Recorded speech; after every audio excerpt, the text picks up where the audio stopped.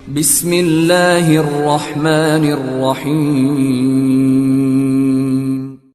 In the name of Allah, the Beneficent, the Merciful. الحمد لله وكفى وسلام على عباده الذين اصطفى. أما بعد فقد قال الله تبارك وتعالى في القرآن المجيد والفرقان الحميد: أعوذ بالله من الشيطان الرجيم. بسم الله الرحمن الرحيم. إن الذين كذبوا بآياتنا واستكبروا عنها لا تفتح لهم أبواب السماء ولا يدخلون الجنة حتى يلج الجمل في سم الخياط وكذلك نجزي المجرمين. وقال النبي صلى الله عليه وسلم: بادروا بالأعمال فتنا كقطع الليل المظلم يصبح الرجل مؤمنا ويمسي كافرا ويمسي مؤمنا ويصبح كافرا يبيع دينه بعرض من الدنيا. صدق الله العظيم وصدق رسوله النبي الكريم ونحن على ذلك من الشاهدين والشاكرين. محترم بزرگوں اور دوستو، اللہ تبارک و تعالیٰ نے ایمان کی جو نعمت اور جو دولت ہمیں عطا فرمائی ہے، یہ بہت ہی قیمتی نعمت ہے. اس کے بغیر ہمارے لیے جنت میں داخلہ ناممکن ہے. قرآن پاک میں اللہ تعالیٰ فرماتے ہیں: ان الذین کذبوا بآیاتنا واستکبروا عنہا. جن لوگوں نے ہماری آیتوں کو جھٹلایا اور ان سے تکبر کیا، لا تفتح لهم ابواب السماء، ان کے لیے نہ تو آسمان کے دروازے کھولے جائیں گے، ولا يدخلون الجنہ، نہ تو وہ جنت میں داخل ہوں گے، حتی یلج الجمل فی سم الخیاط، یہاں تک کہ اونٹ سوئی کے ناکے میں سے نکل جائے. وَكَذَلِكَ نَجْزِي الْمُجْرِمِينَ، ہم گنہگاروں کو ایسی ہی سزا دیا کرتے ہیں.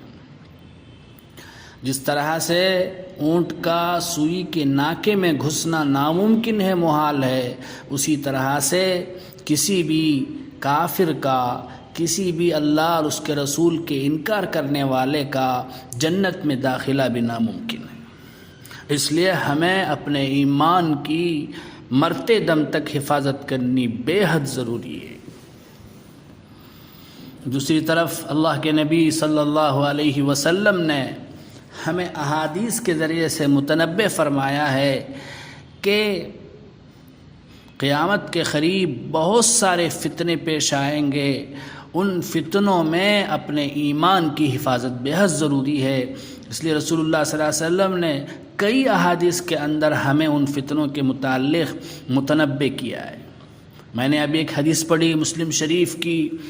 رسول کریم صلی اللہ علیہ وسلم نے فرمایا: بادروا بالاعمال فتنا كقطع اللیل المظلم. اے لوگو، اعمال صالحہ میں جلدی کرو اس سے پہلے کہ وہ فتنے ظاہر ہو جائیں جو تاریک رات کے ٹکڑوں کے مانند ہوں گے. ان فتنوں کا اثر یہ ہوگا: یصبح الرجل مؤمنا ویمسی کافرا. ایک شخص صبح کو ایمان کی حالت میں اٹھے گا اور شام کو کافر بن جائے گا. ویمسی مؤمنا ویصبح کافرا.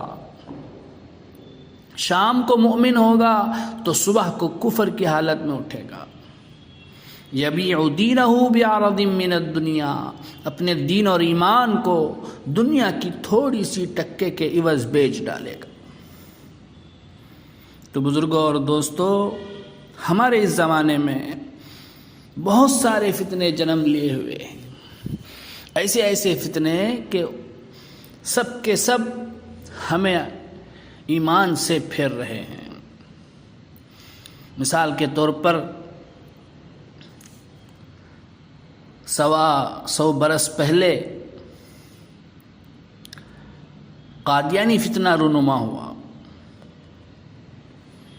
مرزا غلام احمد قادیانی نے اپنے بارے میں سب سے پہلے کہا کہ میں مہدی موعود ہوں. اس کے بعد کہا کہ میں مسیح موعود ہوں. اس کے بعد آگے بڑھ کر کہا کہ میں نبی ہوں. آج تک علماء اس کو کافر اور مرتد گمراہ قرار دیتے آ رہے ہیں. لیکن چند برس پہلے فتنہ شکیلیت گویا ایک نئی قادیانیت وجود میں آئی ہے. فتنہ شکیلیت کیا ہے؟ یہ شکیل کون ہے؟ اس کے بارے میں ہمیں جان لینا ضروری ہے. شکیل ابن حنیف دربھنگا بہار کا رہنے والا ہے. چند برس پہل وہ دہلی میں رہتا تھا. اس نے اپنے مہدی ہونے پھر مہدی اور مسیح دونوں ہونے کا دعویٰ کیا. اپنی تبلیغ کا کام اس نے دہلی میں شروع کیا. جب لوگوں کو اس کے فتنے کا پتہ چلا تو لوگوں نے اس کو دہلی سے بھگا دیا. دہلی میں رہتے ہوئے اس نے ان سادہ لوح نوجوانوں کو نشانہ بنایا جو دہلی کے مختلف تعلیمی اداروں میں علم حاصل کرنے کے لیے دنیاوی تعلیم حاصل کرنے کے لیے آتے تھے. لیکن دہلی والوں نے اس کو وہاں سے بھگا دیا. تو آخر کار کسی نے مہاراشٹرا میں ضلع اورنگ آباد کے اندر پورا علاقہ خرید کر اسے دے دیا، جہاں اس نے ایک بستی بنا لی ہے اور وہ وہاں رہتا ہے اور اس کے حواریین بھی وہیں رہتے ہیں. ملک کے مختلف حصوں میں اس جھوٹے مہدی کی دعوت کا سلسلہ برسوں سے جاری ہے اور تیزی سے یہ فتنہ پھیل رہا ہے. خاص طور پر دہلی، بہار، مہاراشٹرا، آندھرا پردیش وغیرہ میں اس فتنے کے شکار بہت سے لوگ موجود ہیں. تو بزرگوں اور دوستو، ان لوگوں کا طریقہ کار یہ ہے کہ یہ خفیہ طور پر کسی بھولے بھالے نوجوان سے رابطہ کرتے ہیں. یہ نوجوان عام طور پر کسی کالج یا یونیورسٹی کا ہوتا ہے. پہلے اس سے عام دینی گفتگو کرتے ہیں اور اس فتنے کی دعوت دینے والے ایسا حلیہ بناتے ہیں کہ ان کو دیکھ کر ہر شخص یہی محسوس کرتا ہے کہ یہ بہت متبع سنت ہیں، دیندار ہیں. لمبی داڑیاں رکھتے ہیں، لمبے لباس پہنتے ہیں، گفتگو میں بار بار الحمدللہ، سبحان اللہ، ماشاء اللہ، انشاءاللہ جیسے الفاظ کثرت سے پڑھتے رہتے ہیں. اس لیے سادہ لو ناواقف نوجوان بہت جلد متاثر ہو جاتے ہیں. تو اپنے بارے میں دینداری کا تاثر قائم کرنے کے بعد مخاطب سے قیامت کی علامتیں پوچھتے ہیں اور اس قیامت کی علامتوں کا تذکرہ کرتا ہے. اور علماء کے بارے میں بدظن کراتے ہیں. مثلا کہتے ہیں کہ علماء کو ان علامات قیامت کا کچھ پتہ نہیں، بس وہ نماز، روزہ، زکوٰۃ جیسے مسائل ہی میں الجھے ہوئے رہتے ہیں. اب مخاطب جو پہلے ہی سے ان کی دینداری سے متاثر ہو چکا ہوتا ہے، یہ باتیں سن کر ایسا سمجھتا ہے کہ یہی دین کا ماہر ہے، علماء سے زیادہ اسے علم ہے. اب اس کے بعد یہ اپنے مخاطب کو یہ یقین دلاتے ہیں کہ دجال آ چکا ہے. وہ امریکہ اور فرانس کو دجال بتاتے ہیں. کہتے ہیں کہ رسول اللہ صلی اللہ علیہ وسلم نے ایک حدیث میں بتایا تھا کہ دجال کی پیشانی پر کافر لکھا ہوگا. اس سے آپ کا اشارہ یہی دونوں ممالک ہیں، اس لیے کہ جب ان دونوں کا نام ایک ساتھ لکھا جائے امریکہ، فرانس اردو میں، تو بیچ میں کافر لکھا ہوا نظر آتا ہے. دجال کی ایک آنکھ ہونے کا مصداق وہ سیٹلائٹ کو قرار دیتے ہیں. اس کے بعد یہ داعیان یہ کہتے ہیں کہ دجال کی آمد کے بعد مہدی اور مسیح کو آنا ہے، وہ آ چکے ہیں. اب نجات کا بس ایک ہی ذریعہ ہے کہ ہم ان کے ہاتھ پر بیعت کریں. اگر مخاطب بہت سادہ ہوتا ہے تو وہ خواہش ظاہر کرتا ہے کہ مجھے بھی اس نجات کی کشتی میں سوار ہونا ہے، تو سب سے پہلے اسے صوبائی امیر کے پاس بھیجا جاتا ہے. پھر کچھ دنوں کے بعد اورنگ آباد بھیج کر شکیل ابن حنیف کے ہاتھ پر بیعت کرائی جاتی ہے. لیکن اس بات کا بہت اہتمام ہوتا ہے کہ بیعت سے پہلے اس جھوٹے مہدی اور مسیح کا اصلی نام بالکل سامنے نہ آئے. یہاں تک کہ لوگوں کے پوچھنے پر بھی یہ لوگ اس کا نام نہیں بتاتے، تاکہ اگر یہ شخص کہیں کسی سے تذکرہ بھی کر دے تو لوگوں کو معلوم نہ ہو جائے۔ احادیث سے صاف طور پر معلوم ہوتا ہے کہ حضرت مہدی اور حضرت عیسیٰ علیہ السلام دونوں الگ الگ شخصیات ہیں،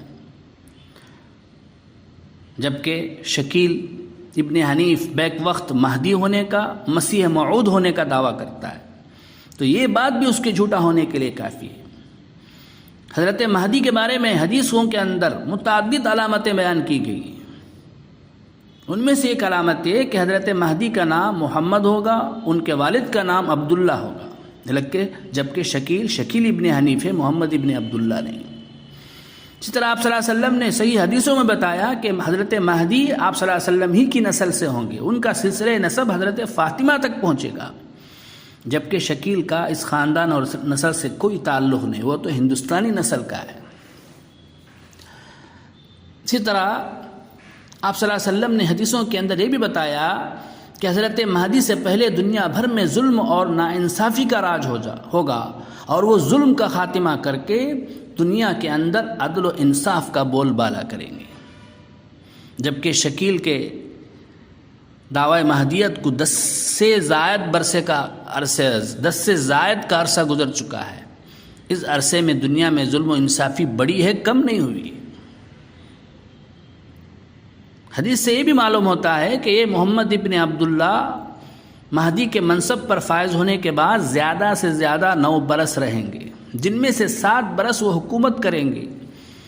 شکیل ابن حنیف کے دعوی مہدی کو 10 برس سے زائد کا عرصہ گزر چکا ہے، لیکن ابھی تک نہ وہ مرا ہے نہ اس کی حکومت قائم ہوئی۔ اسی طرح سے حضرت عیسیٰ علیہ السلام کی دنیا میں دوبارہ تشریف آوری کے بارے میں بھی قرآن و حدیث میں ایسی واضح باتیں بتائی گئی ہیں کہ جن کو سامنے رکھ کر شکیل اور قادیان جیسے ہر جھوٹے کی حقیقت واضح ہو جاتی ہے۔ سب سے بنیادی بات یہ ہے کہ حضرت عیسیٰ علیہ السلام کے بارے میں آپ صلی اللہ علیہ وسلم نے جو کچھ بیان فرمایا ہے، اس سے یہ بات بالکل یقینی طور پر معلوم ہوتی ہے کہ وہ حضرت عیسیٰ ابن مریم علیہ السلام ہوں گے، جو بنی اسرائیل کی نبی تھے، جن کی والدہ حضرت مریم تھی، جو کہ بغیر والد کے پیدا ہوئے تھے۔